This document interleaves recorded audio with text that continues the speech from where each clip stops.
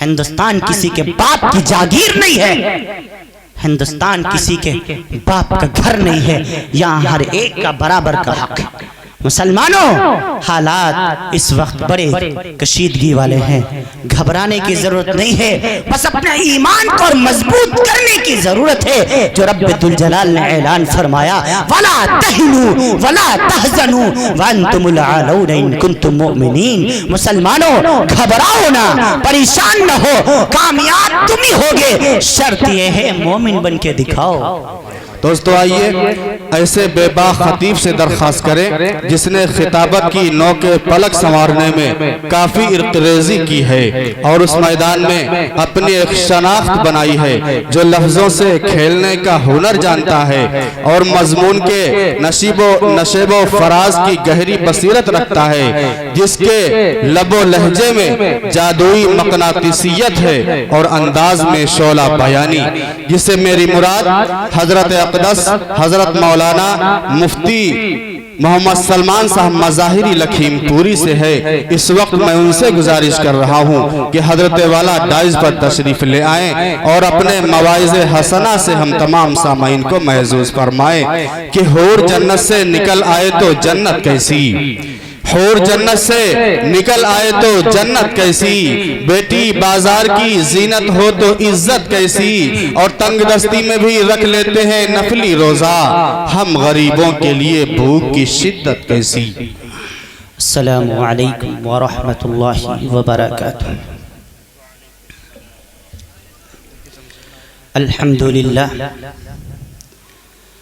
الأکرم الذي خلق الإنسان وكرم وعلمه من البيان ما لم يعلم، فسبحان الذي لا يحسن امتنانه باللسان ولا بالقلم، ونشهد أن لا إله إلا الله وحده لا شريك له الذي أوتي جوامع الكلم وكرائم الحكم ومكارم الشيم، صلی اللہ تبارک و تعالی علیہ وسلم۔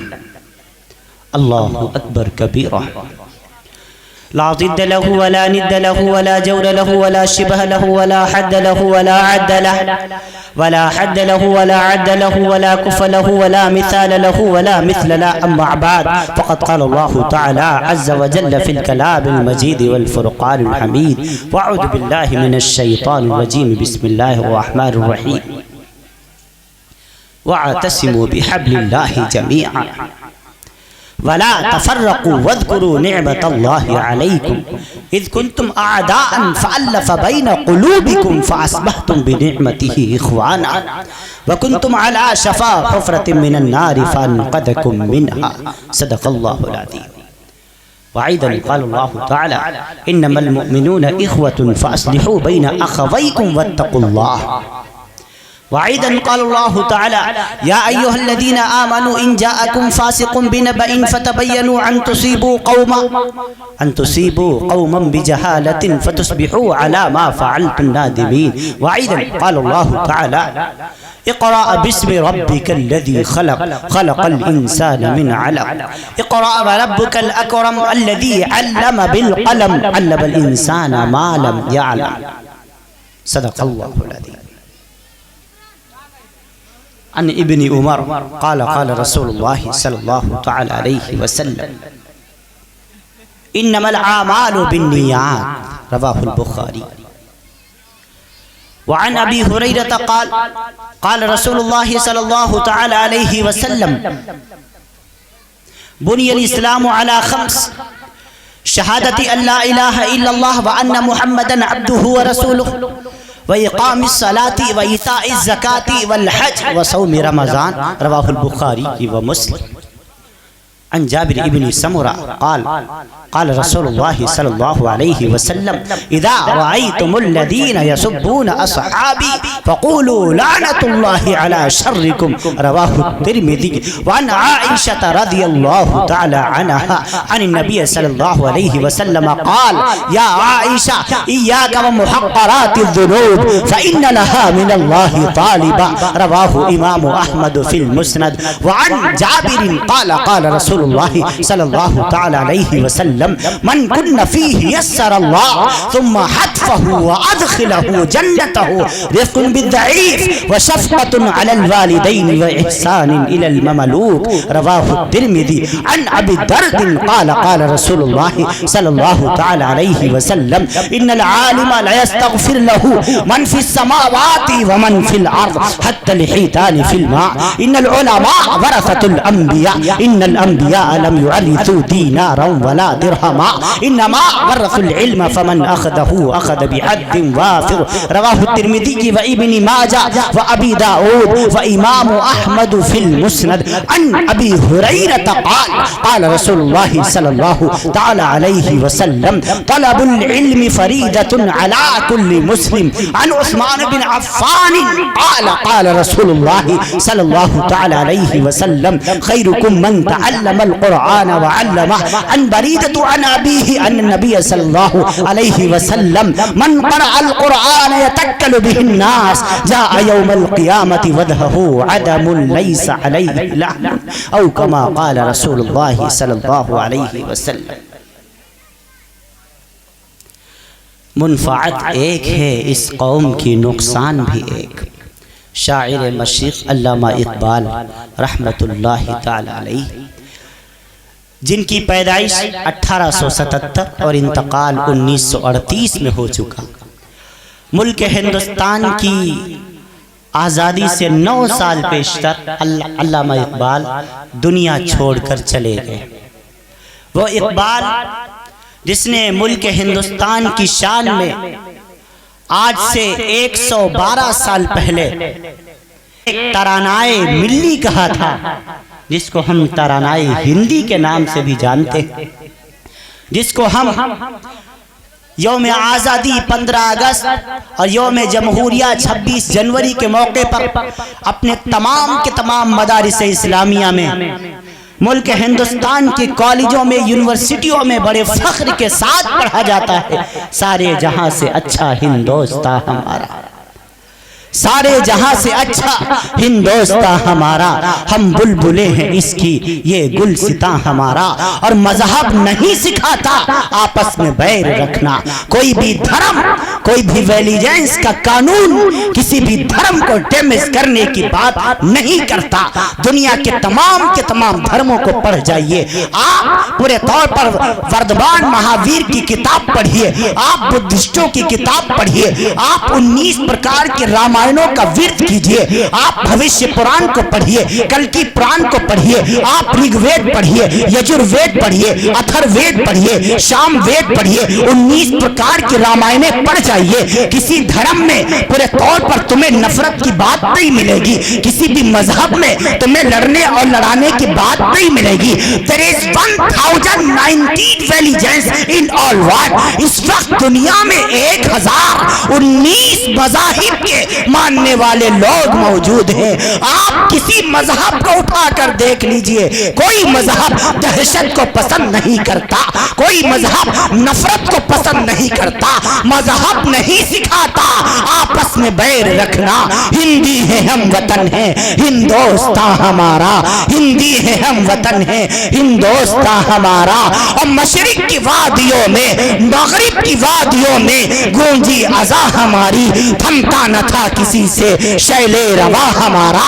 اور کچھ بات ہے کہ ہستی مٹتی نہیں ہماری, کچھ بات ہے کہ ہستی مٹتی نہیں ہماری. صدیوں رہا ہے دشمن دورے زباں ہمارا. یونان و مصر روما سب مٹ گئے جہاں سے, سب مٹ گئے جہاں سے, باقی مگر ہے اب تک نام و نشاں ہمارا. سارے جہاں سے اچھا ہندوستان ہمارا, ہم بلبلے ہیں اس کی یہ گلستان ہمارا. یہ اقبال کی آواز. اس اقبال نے کہا منفعت ایک ہے اس قوم کی, جو قوم سامنے نظر آ رہی ہے. قوم سے امام الانبیاء احمد مصطفیٰ محمد مصطفیٰ صلی اللہ علیہ وسلم کی رسالت تامہ پر یقین کرنے والے تمام کے تمام جتنے پورے طور پر ملک ہندوستان، پاکستان، نخلستان، Azerbaijan, England, Switzerland, Scotland, Zimbabwe, دنیا کے 265 ممالک میں بسنے والے تمام کے تمام مسلمانوں کے بارے میں فرمایا منفعت ایک ہے، اس قوم کی نقصان بھی ایک۔ منفعت ایک ہے، اس قوم کی نقصان بھی ایک، اور ایک ہی سب کا نبی، دین بھی، ایمان بھی ایک، اور حرم پاک بھی، اللہ بھی، قرآن بھی ایک۔ کیا بڑی بات تھی ہوتے جو مسلمان بھی ایک۔ فرقہ بندی ہے کہیں اور کہیں جاتے ہیں، کیا زمانے میں پنپنے کی یہی باتیں ہیں؟ اور اقبال کہتا ہے واعظ قوم کی وہ پختہ خیالی نہ رہی، واعظ قوم کی وہ پختہ خیالی نہ رہی، برق طبعی نہ رہی، شعلہ مقالی نہ رہی، اور رہ گئی رسم ادا روح بلالی نہ رہی، اور فلسفہ رہ گیا تلقین غزالی نہ رہی، اور مسجدیں مرثیہ خواہیں کی نمازی نہ رہے، یعنی وہ صاحب اوصاف حجازی نہ رہے۔ اور اس وقت سب سے زیادہ اگر دنیا میں کسی چیز کی قیمت ہے تو ایمان کی قیمت ہے۔ ایمان سے زیادہ دنیا میں کوئی قیمتی شے نہیں، ایمان سے زیادہ دنیا میں کوئی قیمتی چیز نہیں۔ آپ ایمان کی قیمت کا اندازہ اسی بات سے لگا لیجئے، پیغمبر اسلام، نبی ذی احتشام، رسول بلند مقام، ساقی کوثر، شافع محشر، شافع روز جزا، امام الانبیاء احمد مجتبی محمد مصطفیٰ صلی اللہ علیہ وسلم کی زبان نبوت نے آج سے 1473 سال پہلے مدینے کی سرزمین سے اعلان کر دیا تھا، اے دنیا میں بسنے والے انسانوں سنو، جب تک اس روئے زمین کے اوپر، اللہ کی اس دھرتی کے اوپر ایک بھی اللہ کو ایک ماننے والا زندہ رہے گا، جب تک ایک ایشور کی پوجا ہوتی رہے گی، ایک بھگوان کی بندنا ہوتی رہے گی، اسی کی ارچنا ہوتی رہے گی، اسی کی تپسیا ہوتی رہے گی، لوگ اس ایک بھگوان کی بھکتی کرتے رہیں گے، اس ایک اللہ کو ماننے والے جب تک اس کائنات ارضی کے اوپر، جب تک اس سنسار میں موجود رہیں گے، رب ذوالجلال ساتوں زمینوں کے اور ساتوں آسمانوں کے نظام کو یوں ہی چلاتا رہے گا، چاند چاندنی دیتا رہے گا، سورج میں تپش رہے گی، زمین سے غلہ اگتا رہے گا، آسمان سے بارشیں برستی رہیں گی، لیکن جس دن ایک بھی بھگوان کو ایک ماننے والا اس سنسار میں نہیں رہ جائے گا، جس دن مانوتا اور منوستا، سشیلتا اور سہشورتا دنیا سے سنسار سے مٹ جائے گی، اس دن رب ذوالجلال، اس دن اللہ رب العالمین، اس دن پرماتما، اس دن بھگوان اس سارے کے سارے سنسار کو مٹا دے گا۔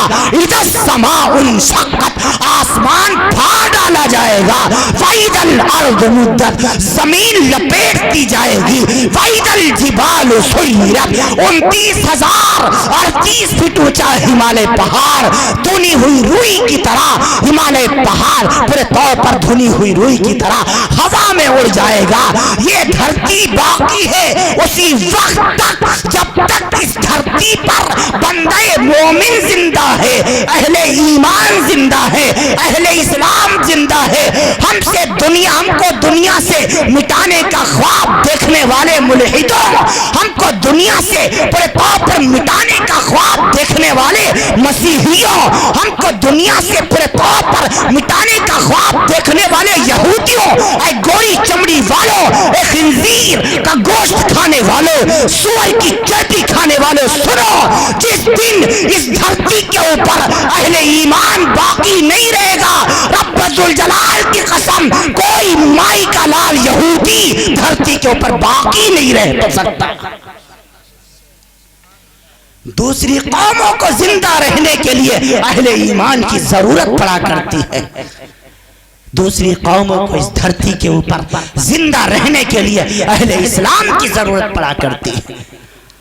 جب پاپ بڑھ جائے گا، मानवता और मनुष्यता, सुशीलता और सहिष्णुता इस संसार से फरामोश हो चुकी होगी। रब्बे जुल जलाल परले ले आएगा, कयामत आ जाएगी। हमको दुनिया से मिटाने की कोशिश कर रहे हैं। सारी दुनिया का कुफ्र यकजा हो चुका। लेकिन मुसलमानों, क्या तुम्हारा फरीजा नहीं है? तुम इस्लाम का सही तारुफ पेश करो। गलत फहमियां कैसे पड़ी? हाँ, तो सबसे ज्यादा कीमती कौन सी चीज मैंने बताई? ईमान की दौलत, ईमान की दौलत, इस्लाम की दौलत। जिस दौलत की कीमती होने का एहसास आज के मुसलमान को नहीं है, वो भूल बैठा है अपने वकार को, वो फरामोश कर चुका है अपने मिशन को। उसे इस बात का अंदाजा भी नहीं है हमारी हैसियत इस धरती के ऊपर क्या है। हाँ, खलीफा की हैसियत है इंसान की। आप सारे संसार की बका का सबब हैं। जिस दिन आप बाकी नहीं होंगे, अल्लाह की जात की कसम, कोई दुनिया की ताकत इस दुनिया में नहीं रह पाएगी। अल्लाह कयामत ले आएगा। साफ क्लियर बात है। हिमालय पहाड़ अपनी जगह से हट सकता है, सूरज इधर से बजाय इधर से निकल सकता है, ये मुमकिन है। लेकिन नबी की बात झूठी हो जाए, इसमें शक नहीं किया जा सकता। जिसने जर्रा बराबर नबी की बात में शक किया, अल्लामा शामी का फतवा शामी के अंदर वो काफिर हो गया।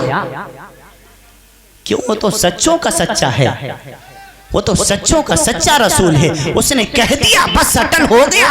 उसने कह दिया, ये धरती उसी वक्त तक बाकी रहेगी जब तक इस धरती पर अहले इस्लाम। पक्की बात। बस मैं अर्ज कर रहा था आपसे। तो अल्लाह रब्बुल आलमीन का शुक्र है कि अल्लाह ताला ने हमें ईमान की दौलत से नवाजा है।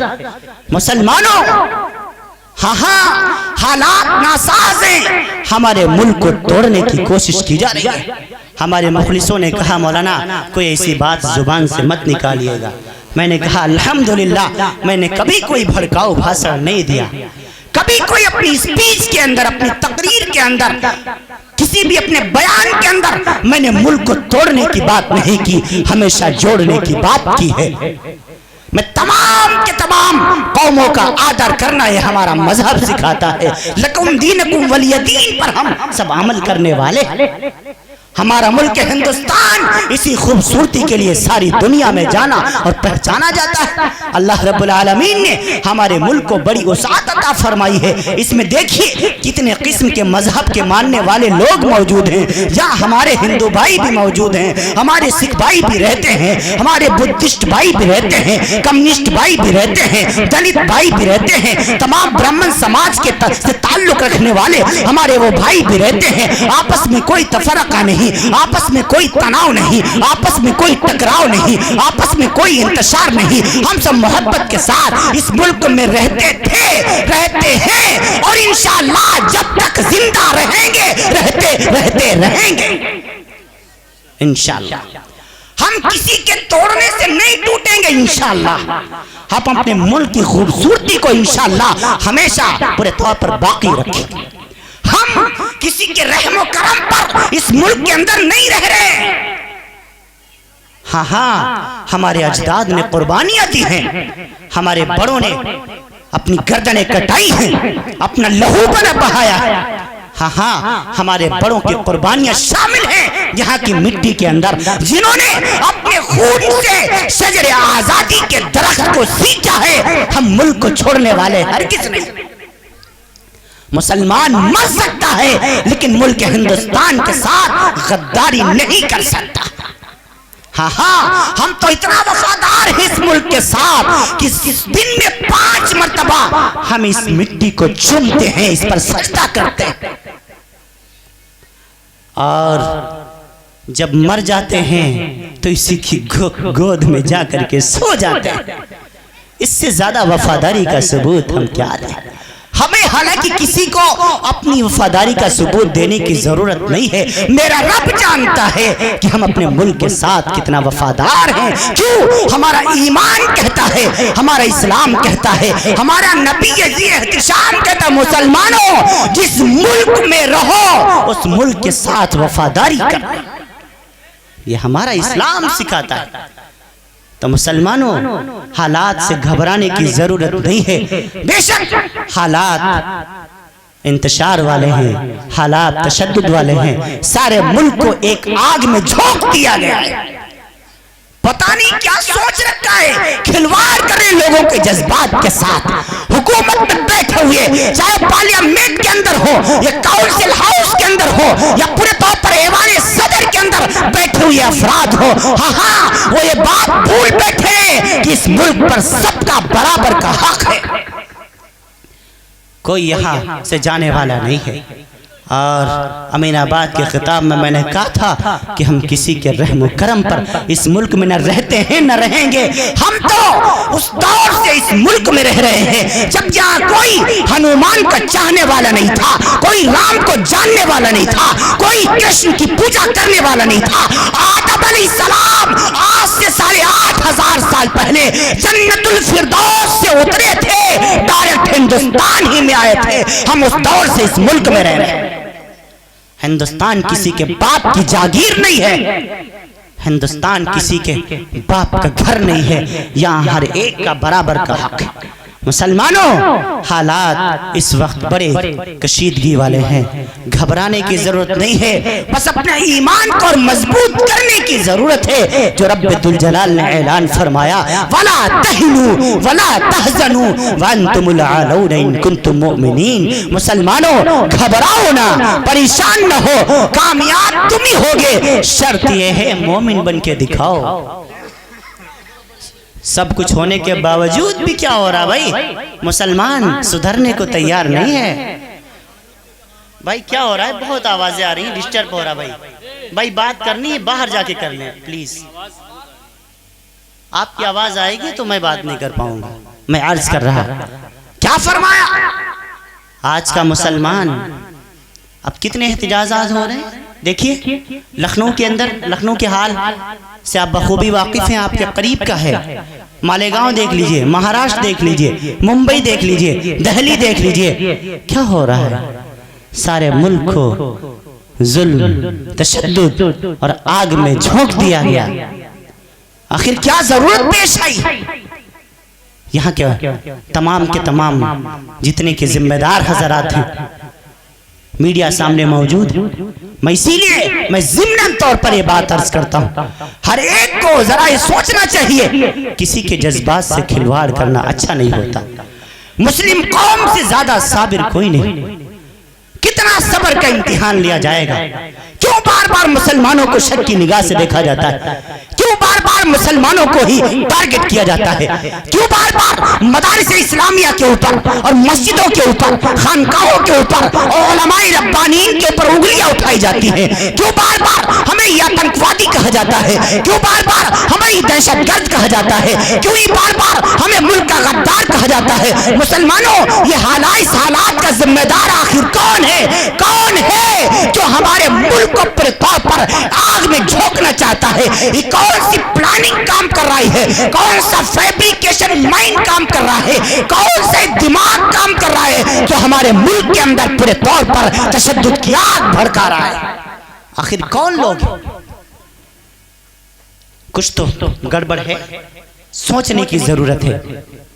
اقتدار میں بیٹھے ہوئے لوگوں کی زیادہ ذمہ داری ہے، جو صوبوں کے وزیر اعلیٰ ہیں، جو ملک کا پی ایم ہے، ان کی زیادہ ذمہ داری بنتی ہے کہ تمام کے تمام لوگوں کے اوپر ان کو اللہ رب العالمین نے حاکم بنایا ہے۔ اور میں ایک بات میں ڈنکے کی چوٹ پر کہا کرتا ہوں، اگر تم ظلم سے باز نہیں آئے تو بڑے بڑے ظالموں کو میں نے پورے طور پر موت کے وقت موت مانگتے ہوئے دیکھا ہے، لیکن رب ذوالجلال نے ان کو دنیا کے لیے عبرت کا نشان بنا دیا۔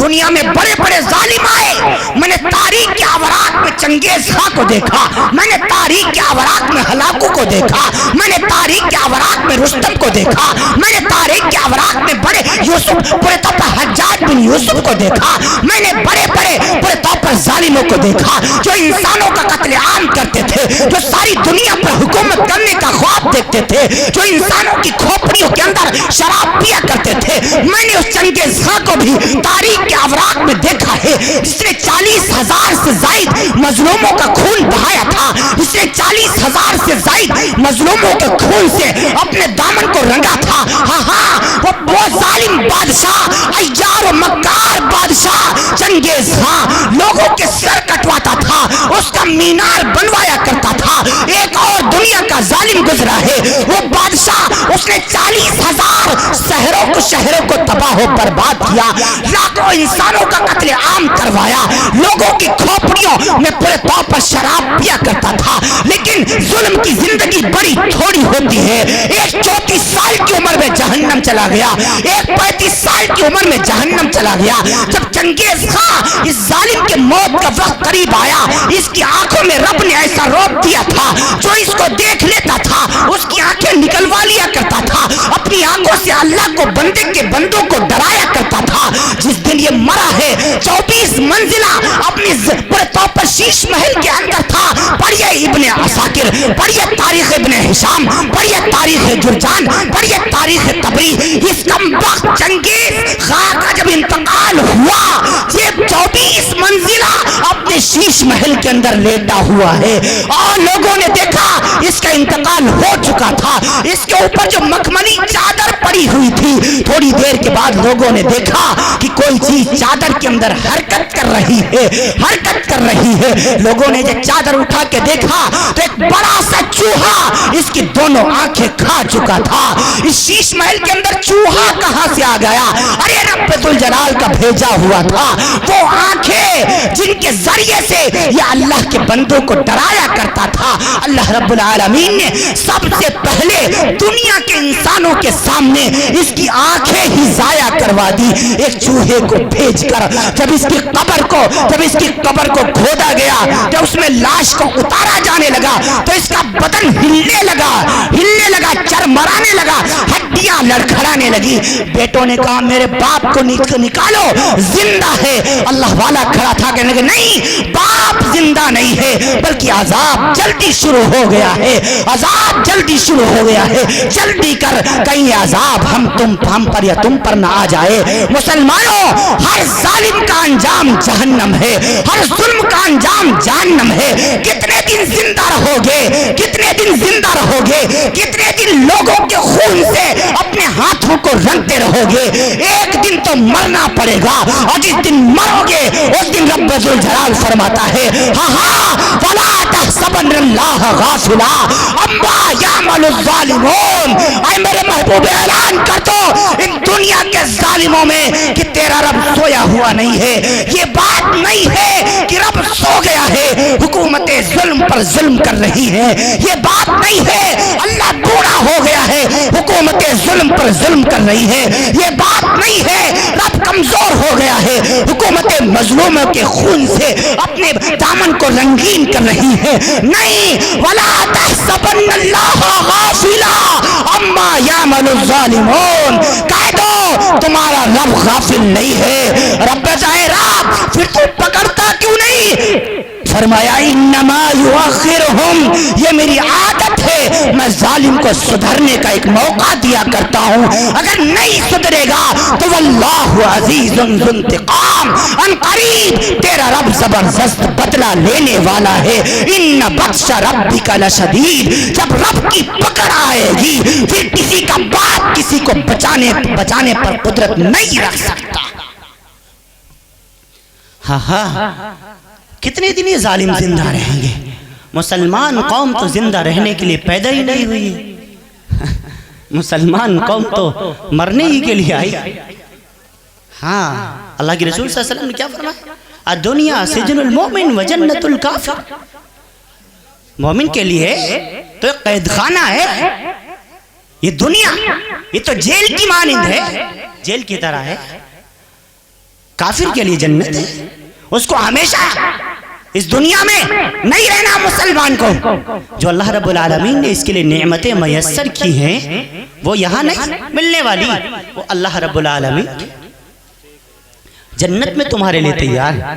مسلمانوں, حالات سے گھبرانا نہیں ہے, پریشان ہونے کی ضرورت نہیں ہے، ضرورت اس بات کی ہے ہم اپنے ایمان کو مضبوط کریں، ہم اپنے آپ کو تھوڑا سدھاریں، اپنے اندر تبدیلی لائیں، چینجنگ لائیں، پریورتن لائیں، مسجدوں کو آباد کریں، اپنے سجدوں سے مسجدوں کو آباد کریں، اپنے مدرسوں کے خود محافظ بنیں۔ میں ایک بات بڑے افسوس سے کہا کرتا ہوں، آج کا مسلمان مسجد بچانا تو چاہتا ہے، مولانا مسجد بچانا تو چاہتا ہے لیکن اسے بسانا نہیں چاہتا، بچانا چاہتا ہے لیکن بسانا نہیں چاہتا۔ مسجد تو بنا دی شب بھر میں ایمان کی حرارت والوں نے، من اپنا پرانا پاپی تھا ورثوں میں نمازی بن نہ سکا۔ ذرا ہم جائزہ لیں یہ حالات ہم پر آئے کیوں، یہ اتنا حکومتوں کی طرف سے ظلم کیوں ہو رہا ہے؟ ہمارے ملک کو ایک ایسا حکمران اللہ رب العالمین نے کیوں دے دیا؟ ایک سوال، ذرا ہم قرآن سے پوچھیں، ذرا ہم اپنے رحمان سے پوچھیں، اللہ ہم تو تیرے بندے تھے، مظلوم بندے تھے، تیری عبادت کرنے والے تھے، تیرے قرآن کی تلاوت کرنے والے تھے، تیرے نبی عزیز احتشام احمد مصطفیٰ محمد مصطفیٰ صلی اللہ علیہ وسلم کو ماننے والے تھے۔ ہم کو تو نے ایسے ملک میں بھیجا جس میں بڑا امن تھا، بڑا سکون تھا، بڑی شانتی تھی، کوئی تفرقہ نہیں تھا، کوئی آپس میں تناؤ نہیں تھا، کوئی آپس میں انتشار نہیں تھا۔ اے رب ذوالجلال 10 سال ابھی نہیں ہوئے، تو نے 5-6 سال میں ایسے حاکم ہمیں کیوں دے دیے جنہوں نے سارے ملک کو توڑ کر رکھ دیا، جنہوں نے ہندو کو مسلم سے لڑایا، جنہوں نے تمام کے تمام ایشو کے اوپر پورے طور پر بولنا شروع کر دیا، مسجدوں کو پورے طور پر ڈیمیج کرنے کی کوشش کی گئی، مدارس کو مجروح کرنے کی کوشش کی گئی۔ یا اللہ تو نے ایسے حالات کیوں پیدا فرما دیے؟ اب ذرا قرآن کھولو، رب ذوالجلال کا فرمان سنو۔ میرا رب فرماتا ہے وما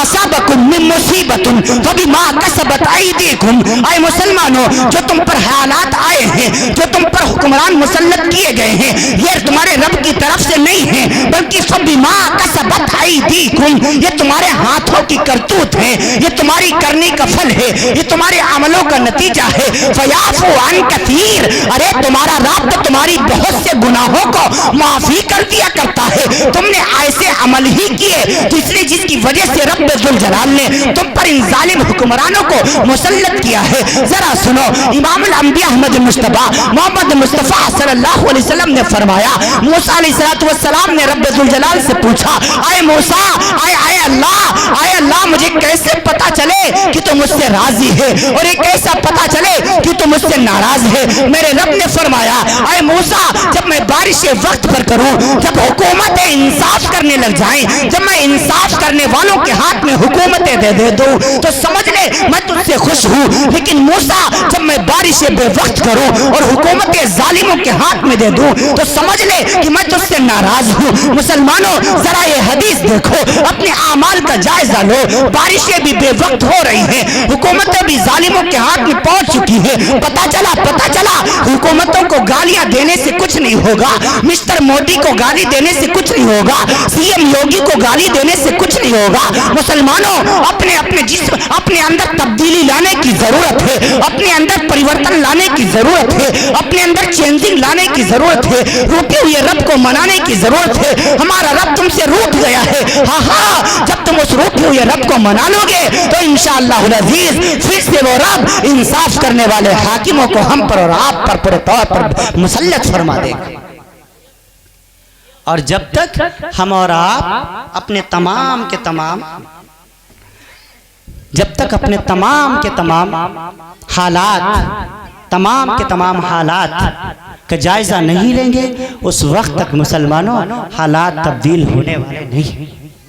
تمام کے تمام مسئلوں کا حل تمہیں اللہ کے قرآن میں ملے گا، تمام کے تمام مسئلوں کا حل تمہیں شریعت اسلام میں ملے گا، تمام کے تمام مسئلوں کا حل تمہیں اللہ کے رسول صلی اللہ علیہ وسلم کی احادیث مبارکہ میں ملے گا۔ مسلمانوں ضرورت ہے اس بات کی ہم اپنے کیریکٹر کو اعلیٰ بنائیں، ضرورت ہے اس بات کی کہ ہم اپنے تمام کے تمام پڑوس میں رہنے والے، چاہے وہ غیر مسلم ہو، چاہے وہ دوسرے مذہبوں سے تعلق رکھنے والے ہوں، ان کے ساتھ بھائی چارے کا ماحول قائم کریں۔ ہاں کتنے ہمارے ایسے غیر مسلم بھائی ہیں جو اس وقت ملک کے اس نازک حالات میں مسلمانوں کے ساتھ ہیں۔ کئی ہمارے دوست ہیں جو یہ بات ہم سے بار بار کہتے ہیں، مولانا آپ گھبرائیے گا مت، آپ پریشان ہوئیے گا مت، حالات کیسے بھی ہوں ہم آپ کو چھوڑنے والے نہیں ہیں، ہم آپ کے ساتھ کندھے سے کندھا ملا کر رہیں گے، اور رہیں گے تو ساتھ میں رہیں گے، جیئیں گے تو ساتھ میں جیئیں گے، مریں گے تو ساتھ میں مریں گے۔ یہ ہمارے بھائی کہہ رہے ہیں۔ میں کیسے مان لوں کہ ہمارے ملک کے اندر سارے کے سارے غلط ہو گئے؟ کچھ منافق ہر ایک دور میں ہوئے، آج کے دور میں بھی ہیں، مجھے ان سے کوئی گلہ نہیں ہے۔ مسلمانوں، ہمیں تو بس آپ کو ایک ہی میسج دینا ہے، ہمیں تو بس آپ کو ایک ہی پیغام دینا ہے کہ ہم سب کو امام الانبیاء احمد مجتبی محمد مصطفیٰ صلی اللہ علیہ وسلم کے طریقے پر اپنی زندگی کو گزارنا ہے۔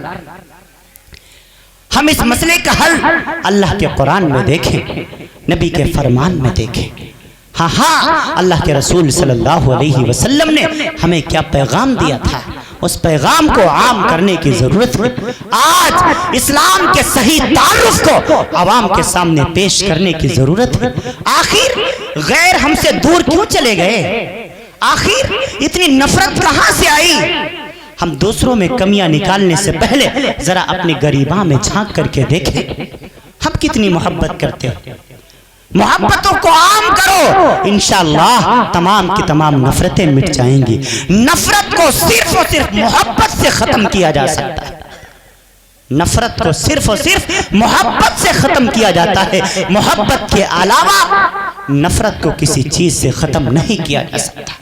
ایک بات پکی نوٹ کر کے یہاں سے جاؤ، چاہے کوئی جتنی نفرتیں کرے لیکن تم رسول پاک کو مت بھولنا، جس نبی نے کہا تھا اے لوگو ولا تحاسدوا ولا تباغضوا ولا تدابروا ولا تناجشوا كونوا عباد اللہ اخوانا۔ لوگو آپس میں محبتوں کو عام کرنا، آپس میں حسد نہ کرنا، آپس میں جلن نہ رکھنا، آپس میں تماشے نہ کرنا، اپنے کو اچھا دوسرے کو حقیر نہ سمجھنا۔ كونوا عباد اللہ اخوانا، سب اللہ کے بندے بن کر پورے طور پر اس دھرتی کے اوپر رہنا، اللہ کے بندے بن کر اس دھرتی کے اوپر رہنا۔ اس بات کی بہت زیادہ ضرورت ہے اس وقت۔ میں نے شروع میں عرض کیا کہ ہم سب کا اللہ ایک ہے، ہم سب کا نبی ایک ہے، ہم سب کا قرآن ایک ہے، ہم سب کا رحمان ایک ہے۔ ہمارے اندر کوئی پورے طور پر تفرقہ بازی نہیں ہے۔ اب تو فرقوں میں مسلمان بٹ گیا، مسلکوں میں مسلمان بٹ گیا، اسی وجہ سے ساری دنیا میں مار کھا رہا ہے۔ ایک وہ زمانے میں معزز تھے مسلمان ہو کر، اور ہم خار ہوئے تاریخ قرآن ہو کر۔ مسلمانوں، سیرت النبی کا جلسہ ہے۔ رسول پاک صلی اللہ علیہ وسلم کی سیرت کا ایک پہلو یہ بھی ہے کہ آنے والے تمام حالات سے مسلمانوں کو آگاہ کیا جائے۔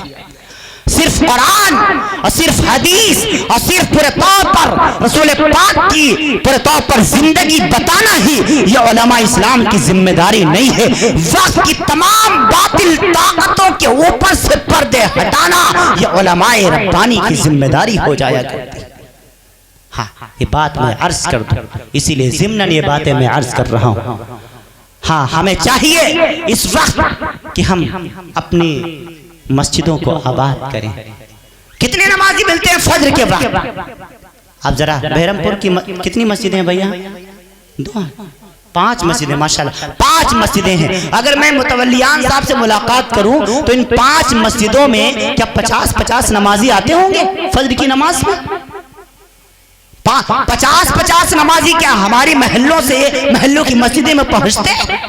جمعے والے دن ہماری مسجدوں میں جگہ نہیں رہتی، نماز فجر میں بس وہی بوڑھے بیچارے چچا میاں جنہوں نے ٹھیکہ لے رکھا ہے نمازیں پڑھنے کا، وہی ہمیں نظر آتے ہیں۔ یہ ہماری مسلمانی، آپ کو خبر ہے یہ کتنی ضروری ہے نماز، جس کو آپ دھلنے سے چھوڑ رہے ہیں۔ مسلمانوں، ان حالات میں یہ بات بہت ضروری ہو جاتی ہے ہم اپنے رب کو سجدوں میں یاد کریں اور اپنے گناہوں کی معافی مانگے رب ذوالجلال کے ساتھ۔ جب تک مسلمان نمازوں کی پابندی نہیں کرے گا، رب ذوالجلال کے جاہ و جلال کی قسم خوشیاں میسر نہیں ہو سکتی۔ اپنے رزق میں برکت تلاش کرنے والوں، اپنے گھروں میں خیر و برکت ڈھونڈنے والوں، اپنے دکانوں میں برکت تلاش کرنے والے مسلمانوں، ارے ذرا سنو تو صحیح، امام الانبیاء نے فرمایا جب فجر کا وقت ہوتا ہے تب رب ذوالجلال اعلان فرماتا ہے میکائیل جا میرے بندوں میں رزق تقسیم کر، جو اٹھ گئے ہیں نماز فجر کے لیے انہیں برکت والا رزق دینا، اور جو پڑے سو رہے ہیں انہیں رزق تو دینا لیکن برکت والا نہیں دینا۔ مسلمانوں اگر روزی میں برکت چاہتے ہو نماز فجر کی پابندی کرو، اگر روزی میں برکت چاہتے ہو نمازوں کی پابندی کرو، اگر چاہتے ہو تمہارے تمام معاملات صحیح ہو جائیں نمازوں کی پابندی کرو۔ ہاں تمام کے تمام دنیا کے آپ کے مسائل انشاءاللہ العزیز حل ہو جائیں گے۔ قرۃ عینی فی الصلاۃ، نماز کیا ہے؟ مسلمان کو اس بات کی خبر، سیرت کے جلسے کیوں کیے جا رہے ہیں؟ بار بار اصلاح معاشرہ کے جلسے کرنے کی ضرورت کیوں پیش آ رہی ہے؟ سیرت النبی کیا ہے؟ نبی کی سیرت کیا ہے؟ رسول پاک صلی اللہ علیہ وسلم کی زندگی کا ایک ایک پہلو، یہ سارا کا سارا رسول پاک صلی اللہ علیہ وسلم کی سیرت۔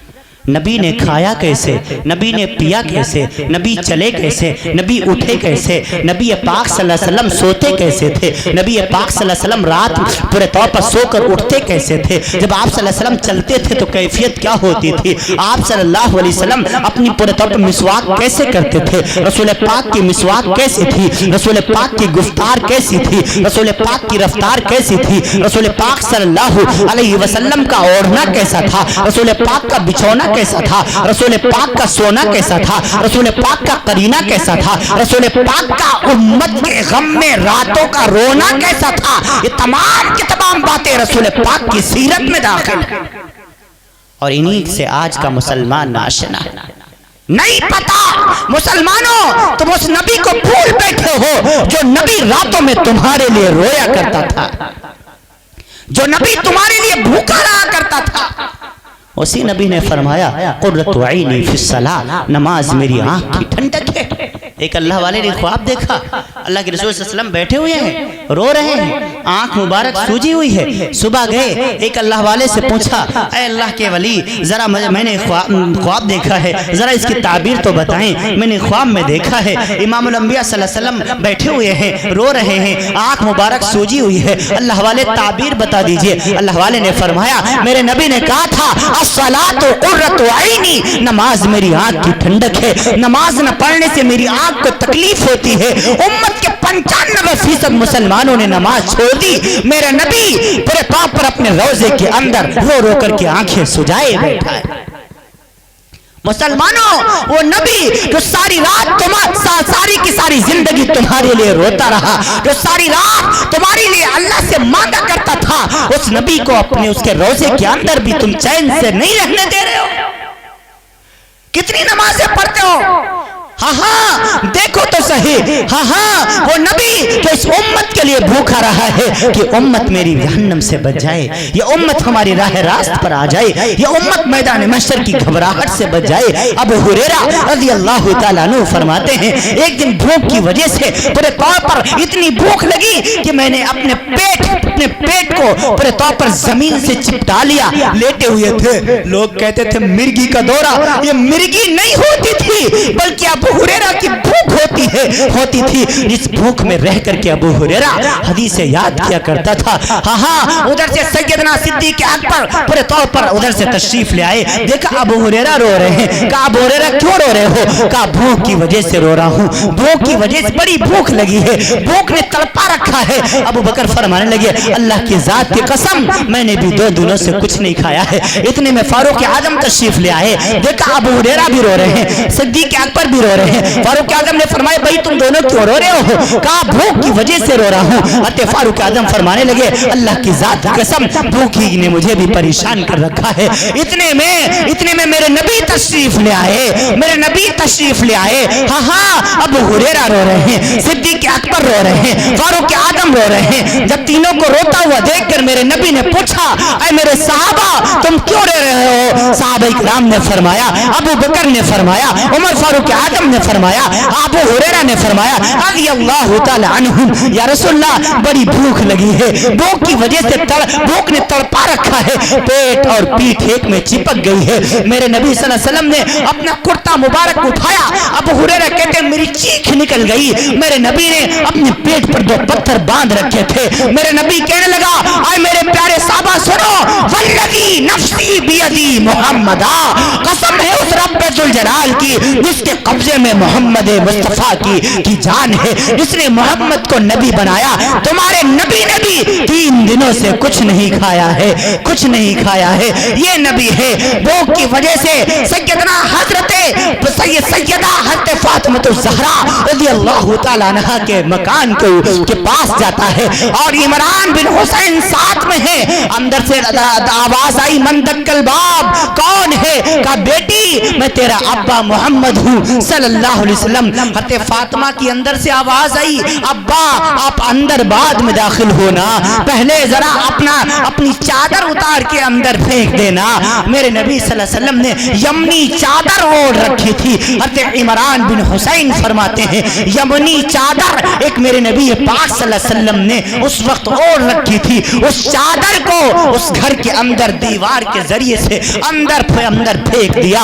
اس کے بعد فاطمہ الزہرا رضی اللہ تعالی عنہا نے جب دروازہ کھولا تو کیا دیکھا؟ میرے نبی نے فاطمہ اس چادر کو اپنے بدن سے لپٹائے بیٹھی ہوئی ہے۔ میرے نبی نے پوچھا بیٹی فاطمہ تو نے چادر کیوں مانگی؟ لاڈلی میرے رسول کی بیٹی کہنے لگی اللہ کے پاک پیغمبر اے ابا آپ کیا بتاؤں، ایک ہی کپڑا تھا، ایک ہی جوڑا آپ کی بیٹی کے پاس ہے۔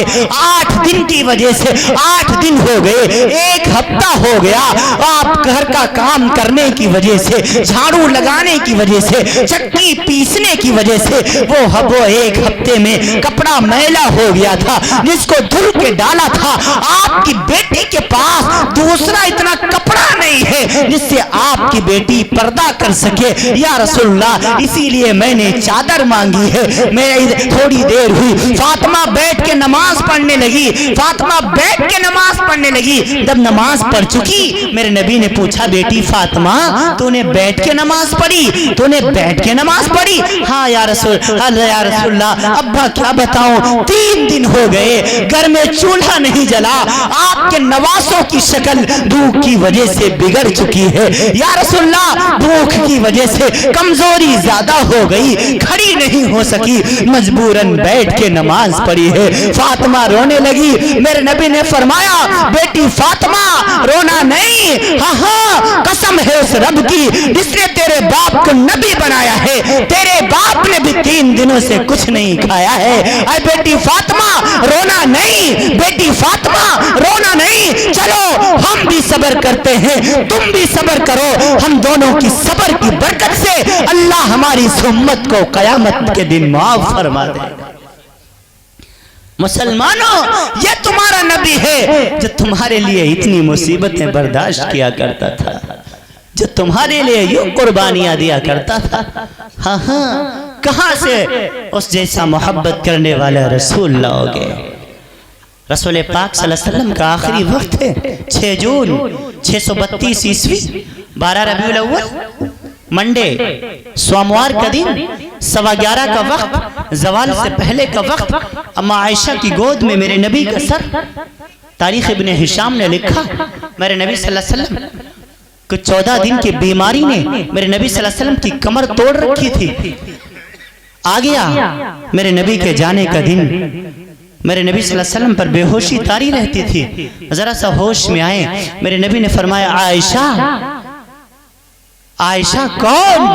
میرے نبی کی لاڈلی بیوی، محبوبہ مصطفیٰ، میرے نبی پاک صلی اللہ علیہ وسلم کی چہیتی بیوی۔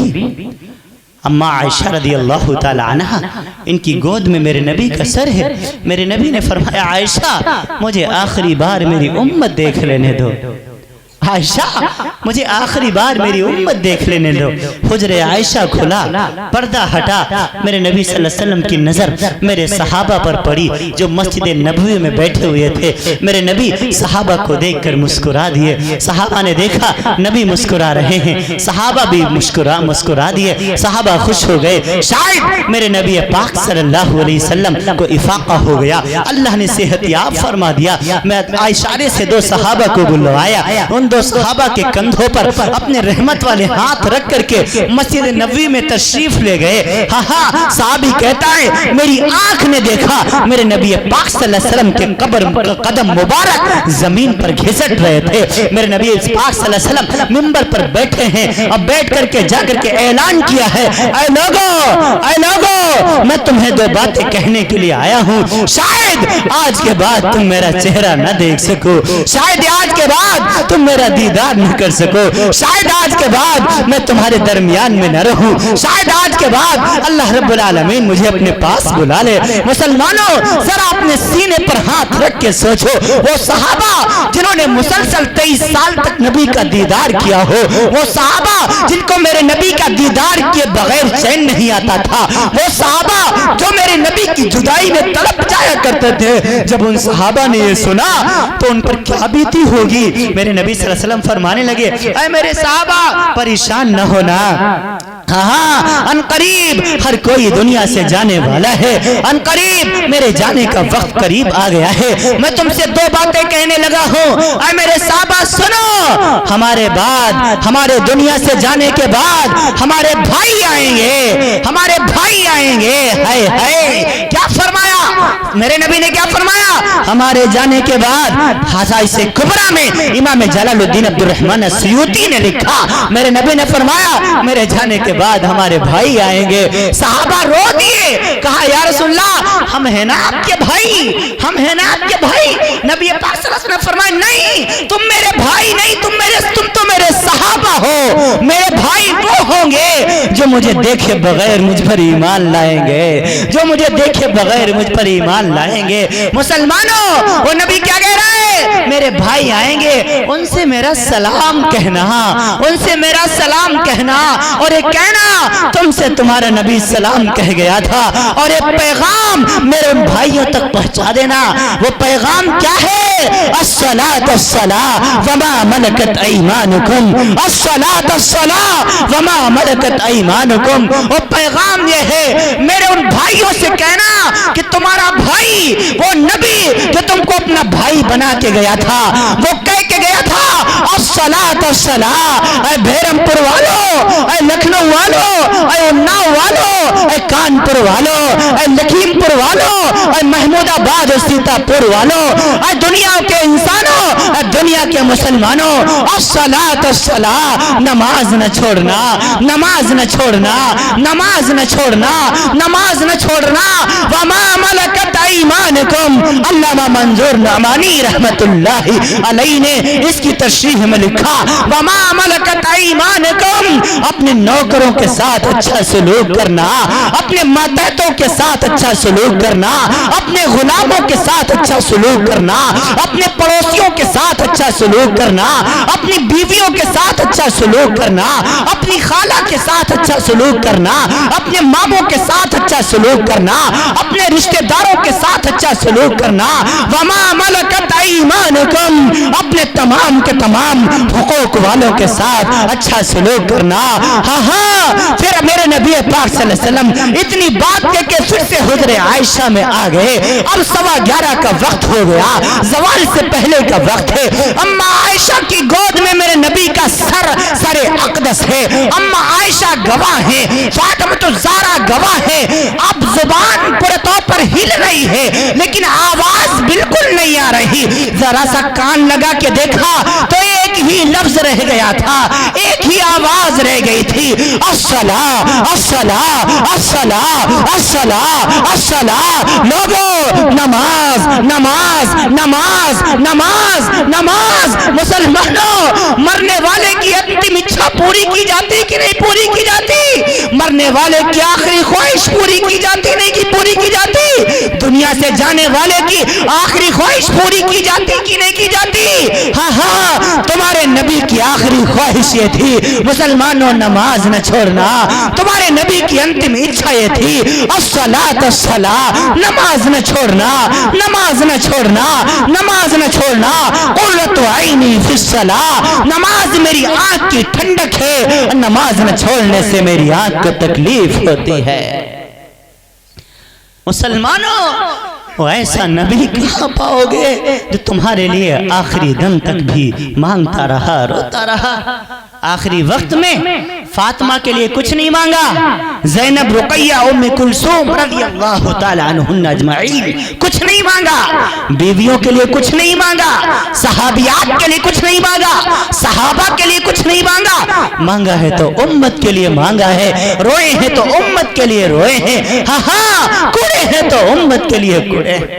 اما عائشہ رضی اللہ تعالی عنہ، ایک دن اللہ کے رسول صلی اللہ علیہ وسلم تشریف لے آئے، اما عائشہ بیٹھی ہوئی، میرے نبی نے فرمایا عائشہ مانگ، کیا مانگتی ہے؟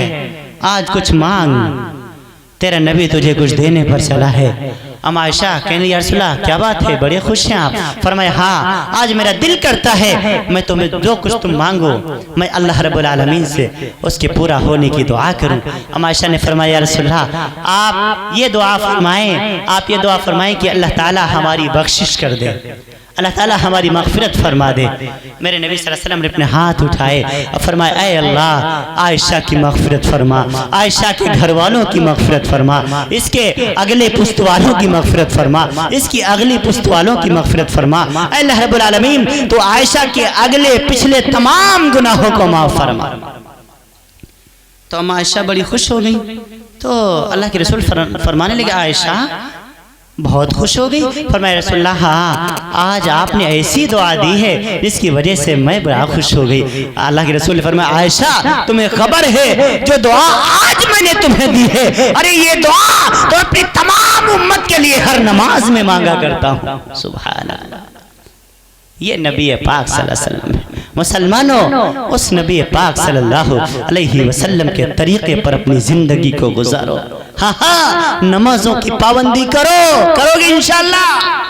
ان جلسوں کا مقصد یہی ہے، چاہے جتنے جلسے کرا لو، چاہے جتنی کانفرنسیں کرا لو، اللہ کی ذات کی قسم جب تک زندگیوں میں نماز نہیں آئے گی، اللہ کی ذات کی قسم ہمارے کوئی مسئلے حل ہونے والے نہیں، کوئی ان جلسوں سے فائدہ ہونے والا نہیں ہے۔ نمازوں کی پابندی کرو۔ ہاں ہاں، جب جتنی زندگی گزری سو گزری، آج سے عہد کر کے اٹھو انشاءاللہ آج کے بعد کی جو زندگی ہوگی وہ ایک مسلمان کی زندگی ہوگی۔ کہو انشاءاللہ ہم شکلوں سے بھی مسلمان نظر آئیں گے، ہم صورت سے بھی مسلمان نظر آئیں گے، کردار سے بھی مسلمان نظر آئیں گے، اشعار سے بھی مسلمان نظر آئیں گے، ہم تمام کے تمام اعتبار سے، ملی اعتبار سے، سماجی اعتبار سے آج سے طے کرو انشاءاللہ ہم مسلمان نظر آئیں گے۔ ہم اپنے صفوں میں اتحاد پیدا کریں گے۔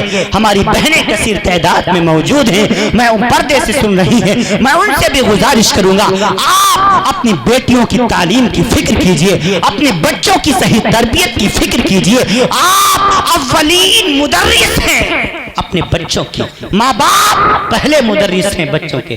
بچہ اسکول تو بہت دیر میں جاتا ہے، مدرسہ تو بہت دیر میں جاتا ہے جب پورے طور پر وہ ہوش مند ہو جاتا ہے، لیکن باپ کے پاس، ماں کے پاس یہ تو شروعات ہی سے پورے طور پر اپنے ماں اور باپ کے ساتھ بچہ رہا کرتا ہے۔ اسی لیے میں کہا کرتا ہوں اے میری عزیزہ بہنوں، تو اپنے بچوں کو فقط دودھ مت پلایا کرو، اس دودھ کے اندر امام الانبیاء کی سنتیں گھول کر پلا دیا کرو۔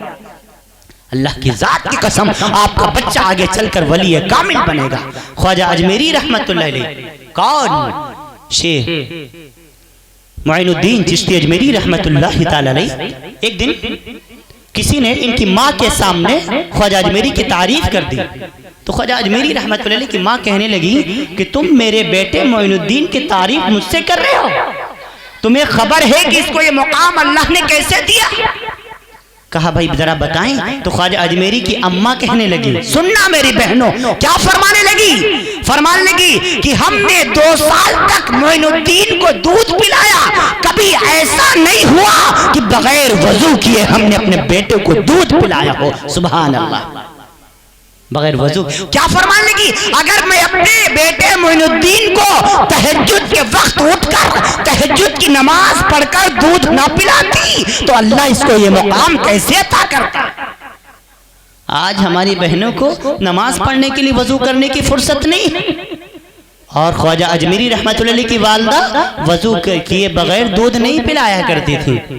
مسلمانوں ذرا ہم سوچیں تو صحیح, ہم کسی خانے میں اللہ کے رسول صلی اللہ علیہ وسلم سے محبت کے معاملے میں کھڑے نہیں اتر رہے. ہاں ایک چھوٹا سا واقعہ پیش کرتا ہوں, بہت زیادہ دیر آپ کے درمیان میں نہیں ہو, بہت جلدی آپ سے رخصت ہونے والا ہوں.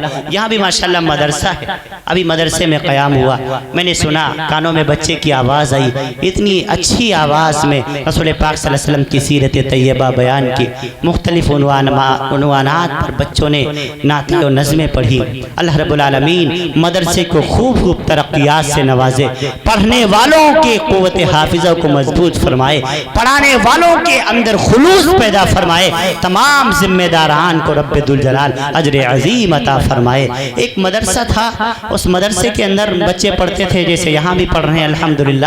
تو جیسے یہاں بچوں کی تیاری کرائی گئی تو اس مدرسے میں بھی بچوں کی تیاری کرائی گئی.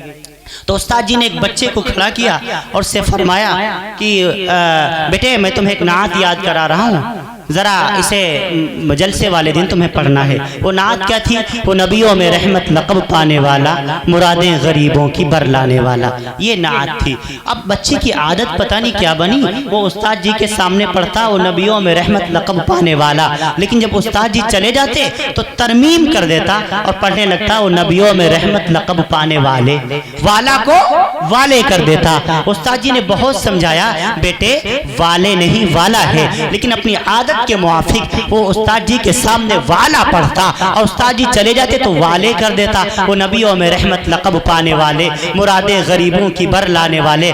بالآخر جلسے کا دن آیا, اس بچے کا نام بولا گیا, وہ اپنی عادت کے موافق مائک پر آیا, اس نے آ کر کے وہی پڑھا وہ نبیوں میں رحمت لقب پانے والے, مرادیں غریبوں کی بر لانے والے. ان کے بچہ تو نعت پڑھ کے چلا گیا, لیکن ان کے بعد جن مقرر صاحب کی باری تھی, ان کا جب نمبر آیا وہ مجھ جیسے نااہل ہوں گے جن کا سینہ رسول پاک کی محبت سے خالی ہوگا, وہ آئے اور انہوں نے آ کر کے اعتراض کر دیا, آ کر کے کہنے لگے آج کل کے اساتذہ اپنے بچوں پر دھیان نہیں دیتے, بچے نے نعت کا مصرع غلط پڑھا ہے, نعت کا مصرع یہ تھا وہ نبیوں میں رحمت لقب پانے والا, لیکن بچے نے یہ پڑھا وہ نبیوں میں رحمت لقب پانے والے. یہ اساتذہ کی غفلت کا نتیجہ ہے. یہ بات کہہ کے تو وہ چلے گئے. اب استاد جی نے جب سنا تو ان کو کاٹو تو اور خون نہیں, ان کو کاٹو تو خون نہیں, اور زیادہ وہ حیران پریشان اور زیادہ غصے میں بھرائے, لیکن کر بھی کیا سکتے ہیں, کچھ کہا نہیں. بالآخر دوسرا دن آیا, درسگاہ لگ گئی. استاد جی اسی کلاس کے اندر چلے گئے, اسی درجے کے اندر چلے گئے جس میں وہ بچہ بیٹھا ہوا تھا. بچے پر نظر پڑی, ان کی تو تیوری چڑھ گئی, لیکن کچھ بچے سے کہا نہیں, بلکہ سارے بچوں کو کھڑا کر دیا. کہا بچوں کھڑے ہو جاؤ, میں تم سے چھوٹے چھوٹے سوالات کرتا ہوں, تم ان کے جوابات دینا. چھوٹے چھوٹے بچے تھے, ان کو چھوٹے چھوٹے سوالات دے دیے گئے. بچوں نے جوابات دینے شروع کیے. جب اس بچے کی باری آئی, اس بچے کو کھڑا کر کے استاد جی نے پوچھا بتاؤ ہمارے نبی کا نام کیا ہے, تمہارے نبی کا نام کیا ہے. طلباء عزیز بھی بیٹھے ہوئے ہیں, پڑھنے والے بھی بیٹھے ہیں, پڑھانے والے بھی بیٹھے ہیں, بچیاں بھی موجود ہیں, مائیں بھی موجود ہیں. غور سے سننا. ہاں وہ بچہ, اس بچے سے جب استاد جی نے کہا بتاؤ نبی کا نام کیا ہے, وہ بچہ کھڑا تو ہو گیا, ہاتھوں کو باندھ لیا, نظروں کو جھکا لیا, لیکن لب نہ کھولے, زبان نے حرکت نہ کی, وہ بولا کچھ نہیں. استاد جی ڈانٹنے لگ گئے تو بڑا ضدی ہے, تو بولتا کیوں نہیں, تجھے کیا نبی کا نام یاد نہیں. تو بڑا ضدی ہے، میں نے تجھ سے کتنا سمجھایا تھا کہ نبیوں میں رحمت لقب پانے والا ہے، جان بوجھ کر تو نے نعت کے مصرے کو تبدیل کیا تھا اور والا کو والے کیا تھا، اب تو نبی کا نام بھی نہیں بتا رہا۔ استاد جی نے کھینچ کے بچے کو تھپڑ مار دیا، ہاں ہاں بچہ رونے لگا، آنکھوں سے آنسو بہے، لیکن بچے نے لب نہ کھولی، زبان نے حرکت نہ کی۔ ہاں ہاں استاد جی پریشان ہیں، اتنی میں مارتے رہے، استاد جی مارتے رہے، بچہ روتا رہا، مار کھاتا رہا۔ تھوڑی دیر ہوئی، گھنٹی بجی، ہاف ٹائم کا وقت ہو گیا، انٹرول کا وقت ہو گیا، سارے بچے چلے گئے۔ جب یہ بچہ جانے لگا، استاد جی نے کہا دیکھ ابھی تو میں تجھے جانے کی اجازت دیتا ہوں، لیکن جیسے ہی ہاف ٹائم ختم ہوگا سب سے پہلے میں تجھی کو کھڑا کروں گا، اب تجھی سے پوچھوں گا، اگر تو نے نہ بتایا نبی کا نام تو چھڑی سے تیری کھال کھینچوں گا۔ وہ بچہ تھوڑی دیر کھڑا روتا رہا، اس کے بعد اپنے آنسو کو پوچھا، اس کے گیا ہاتھ منہ دھل کے واپس آیا ہے، پھر سے گھنٹی بجی ہے، پھر سے ان پورے طور پر سارے بچے کلاس روم میں آ گئے، یہ بچہ بھی آ گیا، استاد جی پھر آ گئے، سب سے پہلے اسی بچے کو کھڑا کر دیا، بچہ بتا ہمارے نبی کا نام کیا ہے، تیرے نبی کا نام کیا ہے۔ اس بار یہ بچہ ادب سے کھڑا ہوتا ہے، آنکھوں کو جھکاتا ہے، ہاں ہاں لبوں کو کھولتا ہے اور کہتا ہے استاد جی ہمارے نبی کا نام پیغمبر اسلام، نبی عزیز احتشام، رسول بلند مقام، ساقی کوثر، شافی محشر، رونق جنت، صاحب شریعت، پیغمبر عدالت، صاحب شریعت، پیغمبر عدالت جناب محمد الرسول اللہ صلی اللہ تعالی علیہ وسلم ہے۔ اتنا کہتے کہتے اس بچے کی آنکھوں سے آنسو شروع ہو گئے، یہ بچہ رونے لگا۔ استاد جی بڑے حیران ہیں، استاد جی نے اس بچے سے کہا بیٹے تو نے جواب صحیح دیا ہے، پھر تو رو کیوں رہا ہے، تو رو کیوں رہا ہے، اور تو نے آپ جواب دے دیا، تو نے انٹرول سے پہلے کیوں نہیں دیا تھا، کیا تجھے پہلے نبی کا نام یاد نہیں تھا، اب تجھے نبی کا نام یاد آ گیا؟ تو وہ بچہ کے رونے لگا، روتے روتے کہنے لگا استاد جی مجھے معاف فرما دیجئے گا، میری امی دنیا میں نہیں ہے، میری امی دنیا سے جا چکی ہے، ہاں ہاں میرے نبی کو میری امی کو میرے نبی سے بڑی محبت تھی، جب میری امی زندہ تھی، جب میری امی موجود تھی، ایک دن میری ماں نے مجھے اپنی گود میں بٹھا کے مجھ سے کہا تھا اے میرے بیٹے جب سے میں نے ہوش سنبھالا ہے میں نے اپنے نبی کا نام بغیر وضو کے کبھی نہیں لیا ہے، اے میرے بیٹے اگر تجھ سے بھی ہو سکے تو نبی کا نام بغیر وضو کے کبھی نہ لینا، نبی کا نام بغیر وضو کے کبھی نہ لینا۔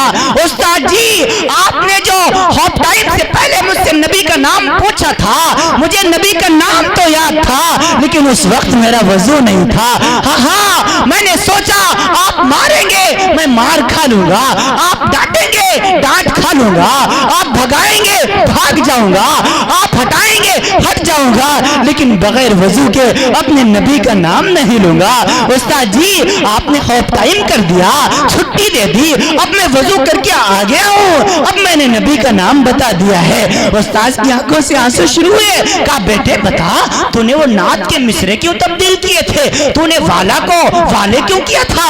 وہ بچہ پھر رونے لگا، استاد جی مجھے معاف فرمائیے گا، میرے ابو بھی دنیا میں نہیں ہیں، میرے ابو بھی دنیا سے جا چکے ہیں، میرے ابو کو بھی میرے نبی سے بڑی محبت تھی، جب میرے والد زندہ تھے ایک دن انہوں نے مجھے اپنی گود میں بٹھا کے مجھ سے کہا تھا اے میرے بیٹے دیکھ ادنا درجے کی گستاخی نبی کی شان میں نہ کرنا، کبھی نبی کی شان میں پورے طور پر چھوٹی سے بھی چھوٹی گستاخی نہ کرنا۔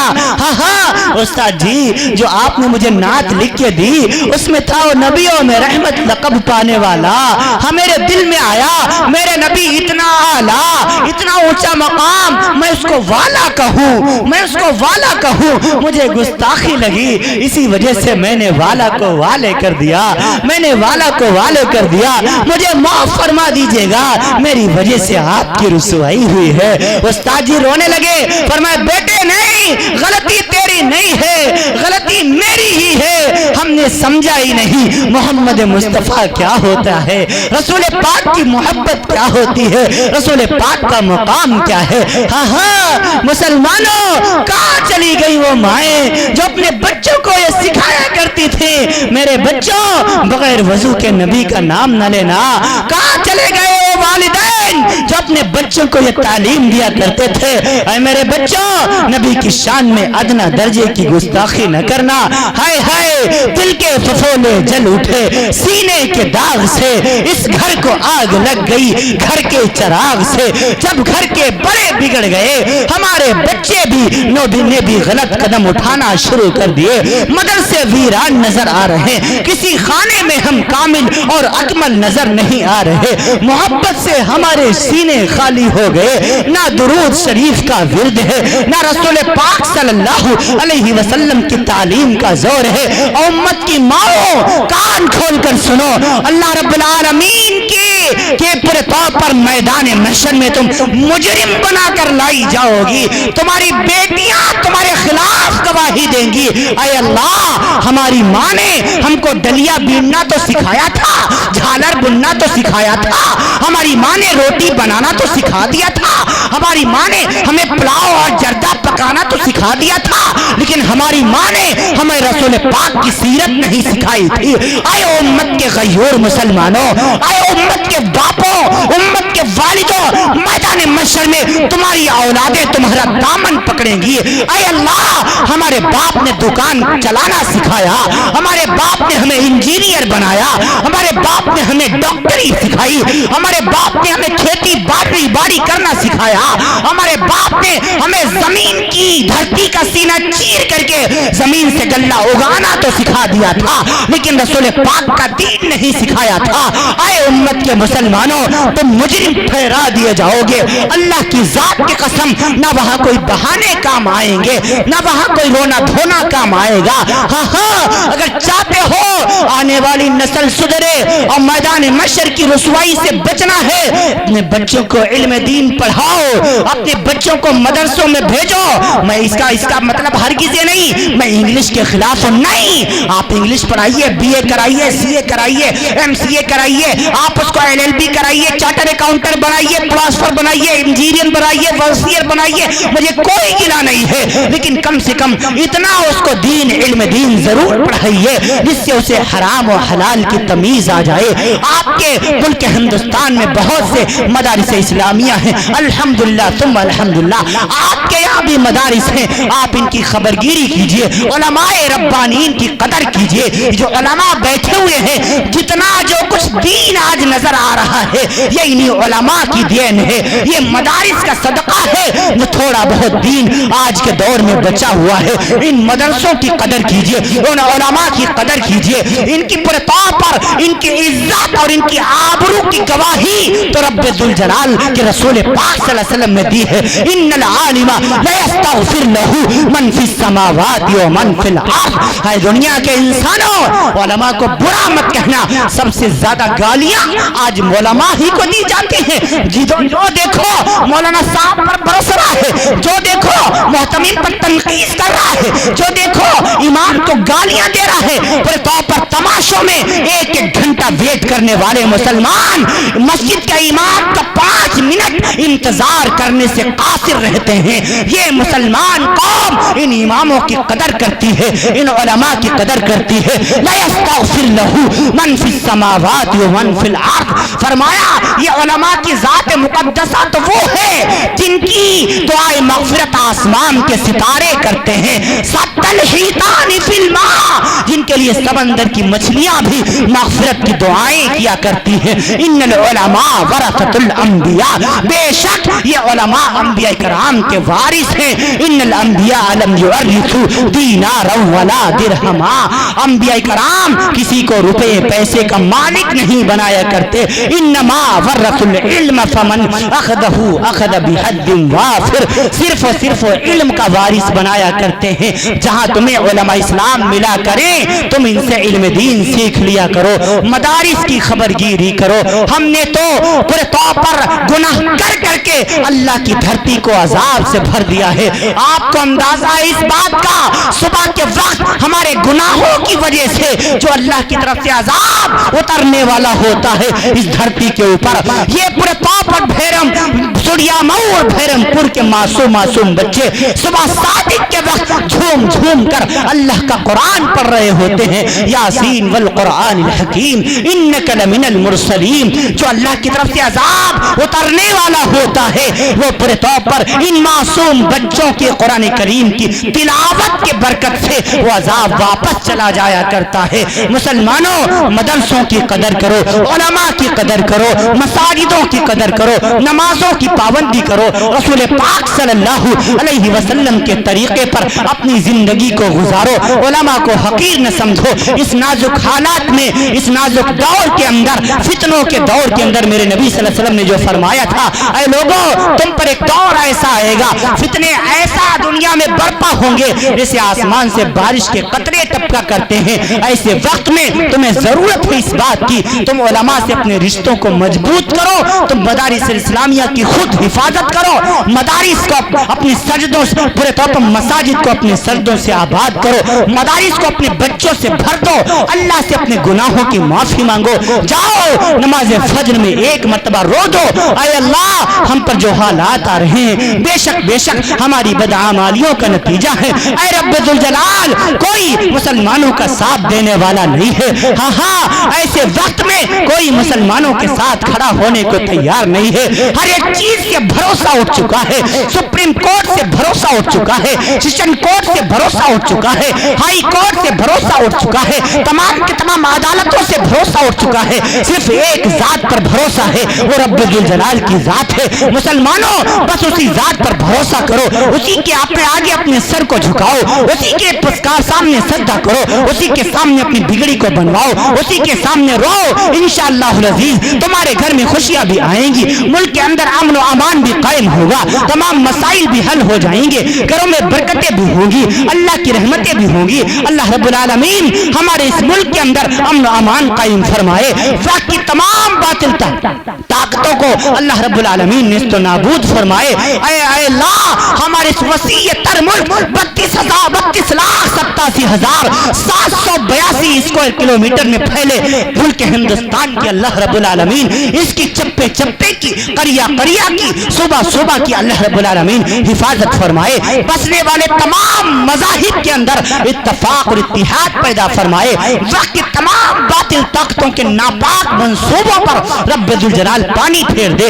اس ملک کے اندر امن و امان قائم فرمائے. اور جو حضرات اللہ رب پورے طور پر ملک کو بسانے میں, اس کو سنوارنے میں جدوجہد کر رہے ہیں, اے اللہ رب العالمین چاہے وہ کسی فرقے سے تعلق رکھتے ہوں, کسی جماعت سے تعلق رکھتے ہوں, چاہے وہ سیاسی جماعت سے تعلق رکھتے ہوں یا ملی و سماجی جماعت سے تعلق رکھتے ہوں, اے اللہ رب العالمین تو ان کی اپنے خزائن غیب سے ان کی حفاظت فرما. اللہ رب العالمین تمام مسلمانوں کی اور تمام ملک میں بسنے والوں کے جان کی, مال کی, عزت کی, آبرو کی حفاظت فرما. آخر میں بس یہی اپیل کروں گا, مسلمانوں اب ضرورت ہے اس بات کی اپنے کیریکٹر کو اعلیٰ بنائیں, اپنے کردار کو سدھاریں, اپنے تمام کے تمام اقوال میں, افعال میں امام الانبیاء کے طریقے کو تلاش کریں. رسول پاک صلی اللہ علیہ وسلم کی زندگی کو دیکھیں. لیتک تحلو العیام مریرہ ولیتک ترضى والانعام غضاب ولیت الذی بینی وبینک عامر وبین العالمین خراب. اللہ رب العالمین ہم سب کو کہنے سننے سے زیادہ عمل کی توفیق نصیب فرمائے. وآخر دعوانا الحمدللہ رب العالمین.